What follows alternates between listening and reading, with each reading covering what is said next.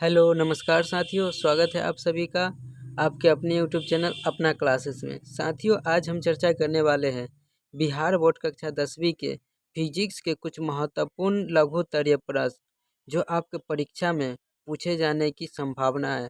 सभी प्रश्न इम्पोर्टेंट है और कई बार परीक्षा में पूछा गया है, तो आपको इसे अच्छी तरह से नोट कर लेना है और इसे पढ़ लेना है, क्योंकि परीक्षा के दृष्टि से बहुत ज़्यादा इम्पोर्टेंट है। तो इसे आपको अच्छी तरह से नोट कर लेना है। तो चलिए इस वीडियो को शुरू करते हैं। और हाँ, वीडियो शुरू करने से पहले अगर आप चैनल पर नए हैं तो चैनल को सब्सक्राइब कर दें। सब्सक्राइब करके ऑल नोटिफिकेशन को ऑन कर देना, ताकि मैं जब भी वीडियो डालूँ सबसे पहले आप तक पहुँचे, और वीडियो को लाइक कर देना। तो चलिए इस वीडियो को शुरू करते हैं। आपका पहला प्रश्न है, उत्तल दर्पण तथा अवतल दर्पण में अंतर लिखिए। उत्तल दर्पण तथा अवतल दर्पण में अंतर लिखिए। कई बार परीक्षा में पूछा गया है, तो आपको इसे अच्छी तरह से नोट कर लेना है और इसे पढ़ लेना है। उत्तल दर्पण तथा अवतल दर्पण में अंतर लिखिए। आपको तो पता चल ही गया होगा कि कितना इम्पोर्टेंट है ये प्रश्न। उत्तल दर्पण तथा अवतल दर्पण कई बार परीक्षा में और हर साल परीक्षा में पूछा जाता है, तो आपको इसे अच्छी तरह से नोट कर लेना है। एक तरफ आपको अवतल दर्पण लिख लेना है, एक तरफ आपको उत्तल दर्पण लिख लेना है, और बीच से एक लाइन खींच देना है। और अवतल दर्पण की तरफ एक नंबर में लिखेंगे, इसमें परावर्तन करने वाला चमकीला तल अंदर धंसा होता है। इसमें परावर्तन करने वाला चमकीला तल अंदर की ओर धंसा होता है। कुछ इस प्रकार से होता है, कुछ इस प्रकार से होता है अवतल दर्पण। जो इसमें परावर्तन करने वाला तल होता है, ये जो तल होता है इस तरफ, ये अंदर की ओर धंसा होता है। उत्तल दर्पण में देखेंगे, इसमें परावर्तन करने वाला चमकीला तल बाहर की ओर उभरा हुआ होता है। इसमें परावर्तन करने वाला चमकीला तल बाहर की ओर उभरा हुआ होता है। कुछ इस प्रकार से होता है, कुछ इस प्रकार से उत्तल दर्पण होता है, जो बाहर इस तरफ बाहर की ओर उभरा हुआ रहता है। ये बाहर की ओर उभरा हुआ रहता है, और अवतल दर्पण अंदर की ओर उभरा हुआ रहता है। ये अंदर की ओर उभरा हुआ रहता है और ये बाहर की ओर उभरा हुआ रहता है। तो आपको इसे ध्यान में रखना है। बढ़ते हैं आगे की ओर। इसमें वास्तविक और आभासी दोनों प्रकार के प्रतिबिंब बनते हैं। अवतल दर्पण में इसमें वास्तविक और आभासी दोनों प्रकार के प्रतिबिंब बनते हैं, और उत्तल दर्पण में इसमें आभासी प्रतिबिंब बनता है। इसमें सिर्फ आभासी प्रतिबिंब बनता है। इसमें प्रतिबिंब उल्टा और सीधा दोनों बनता है। अवतल दर्पण में इसमें प्रतिबिंब उल्टा और सीधा दोनों बनते हैं, और उत्तल दर्पण में इसमें सीधा प्रतिबिंब बनता है। उत्तल दर्पण में सीधा प्रतिबिंब बनता है। इसमें प्रतिबिंब बड़ा, छोटा तथा वस्तु के आकार के तीनों प्रकार के बनता है। अवतल दर्पण में इसमें प्रतिबिंब बड़ा, छोटा तथा वस्तु के आकार का तीनों प्रकार के बनते हैं। इसमें प्रतिबिंब छोटा बनता है। उत्तल दर्पण में प्रतिबिंब छोटा बनता है। तो आपको इसे अच्छी तरह से नोट कर लेना है और इसे पढ़ लेना है। बढ़ते हैं आगे की ओर। आपका अगला प्रश्न है, उत्तल लेंस तथा अवतल लेंस में अंतर स्पष्ट करें। ऊपर हमने पढ़ा अवतल दर्पण और उत्तल दर्पण में क्या अंतर है, और ये है उत्तल लेंस और अवतल लेंस में क्या अंतर है। ये भी प्रश्न बहुत ही इम्पोर्टेंट है। या तो आपसे उत्तल दर्पण या अवतल दर्पण में अंतर पूछ लेगा, या तो आपसे उत्तल लेंस और अवतल लेंस में अंतर पूछ लेगा। तो इसीलिए आपको दोनों प्रश्न को अच्छी तरह से पढ़ लेना है। एक तरफ आपको उत्तल लेंस लिखना है, एक तरफ आपको अवतल लेंस लिख लेना है। अब बीच से एक लाइन खींच देना है। उत्तल लेंस की तरफ एक नंबर में लिखेंगे, बीच में छोटा तथा किनारों में से पतला होता है। उत्तल लेंस में बीच में इसमें बीच में से मोटा तथा किनारों से पतला होता है। कुछ इस प्रकार से होता है उत्तल लेंस।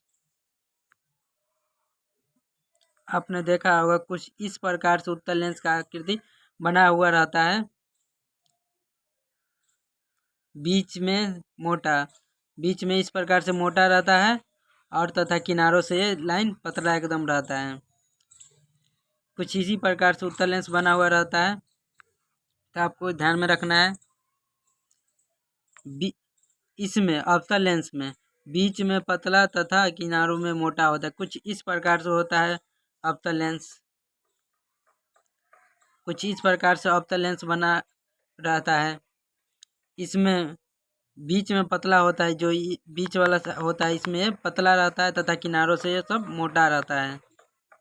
तो आपको ध्यान में रखना है।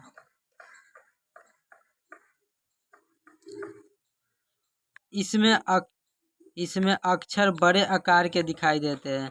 उत्तल लेंस में जो अक्षर होता है वो बड़े आकार के दिखाई देते हैं और इसमें अक्षर छोटे आकार के दिखाई देते हैं। 3 नंबर में उत्तल लेंस की तरफ प्रकाश की किरणों को एक बिंदु पर केंद्रित करता है। उत्तल लेंस जो होता है प्रकाश की किरण को एक बिंदु पर केंद्रित करता है, जबकि अवतल लेंस प्रकाश की किरण पुंज को बिखेरता है। अवतल लेंस जो होता है प्रकाश किरण पुंज को बिखेरता है। तो आपको इसे अच्छी तरह से नोट कर लेना है और इसे पढ़ना है। 4 नंबर में उत्तल लेंस की तरफ देखेंगे। वस्तु का प्रतिबिंब वास्तविक, आभासी तथा उल्टा बनता है। उत्तल लेंस में वस्तु का प्रतिबिंब वास्तविक, आभासी तथा उल्टा बनता है और अवतल लेंस में वस्तु का प्रतिबिंब आभासी तथा सीधा बनता है।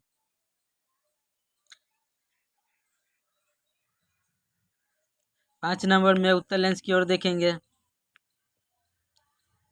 लेंस को बाईं तरफ हिलाए तो प्रतिबिंब दाईं तरफ गति करता है। उत्तल लेंस में लेंस को बाईं तरफ हिलाए तो प्रतिबिंब दाईं तरफ गति करता है और अवतल लेंस में लेंस को बाईं तरफ हिलाए तो प्रतिबिंब बाईं की तरफ हटेगा। ठीक है। 6 नंबर में उत्तल लेंस की तरफ देखेंगे। इसकी फोकस दूरी धनात्मक होती है। उत्तल लेंस की आपको ये बात हमेशा ध्यान में रखना है कि उत्तल लेंस की फोकस दूरी हमेशा धनात्मक होता है और अवतल लेंस की फोकस दूरी हमेशा ऋणात्मक होता है। आपको ऑब्जेक्टिव में भी पूछ सकता है कि उत्तल लेंस की फोकस दूरी कैसी होती है, तो आपको हमेशा ध्यान में रखना है कि उत्तल लेंस की फोकस दूरी हमेशा धनात्मक होता है और अवतल लेंस की फोकस दूरी हमेशा ऋणात्मक होता है। बढ़ते हैं आगे की ओर।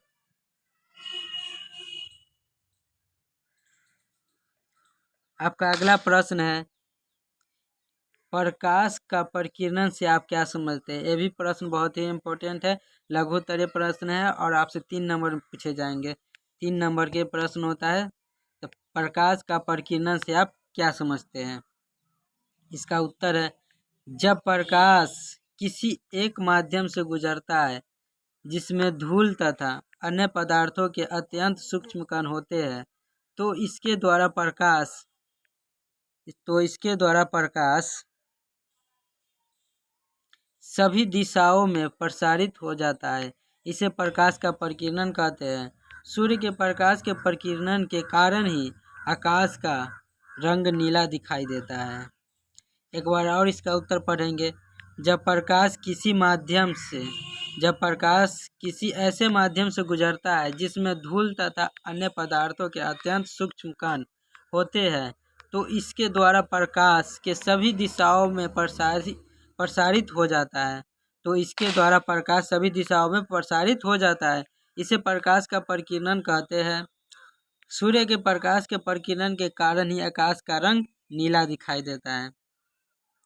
सूर्य के प्रकाश के किरण के कारण ही जो आकाश होता है वो नीला दिखाई देता है। अंतरिक्ष यात्री को जो आकाश होता है वो हमेशा काला दिखाई देता है, क्योंकि अंतरिक्ष में जो रहता है, जो अंतरिक्ष यात्री होता है, अंतरिक्ष में जाता है तो उसे आकाश जो होता है वो काला दिखाई देता है, क्योंकि वहाँ सूर्य के प्रकाश का प्रकीर्णन नहीं होता है। और पृथ्वी पर हम लोग जहाँ रहते हैं वहाँ सूर्य के प्रकाश का प्रकीर्णन होता है, इसीलिए आकाश का रंग नीला दिखाई देता है। और ये अंतरिक्ष यात्री जो होता है, अंतरिक्ष की यात्रा जो करता है, उसे अंतरिक्ष में आकाश काला दिखाई देगा।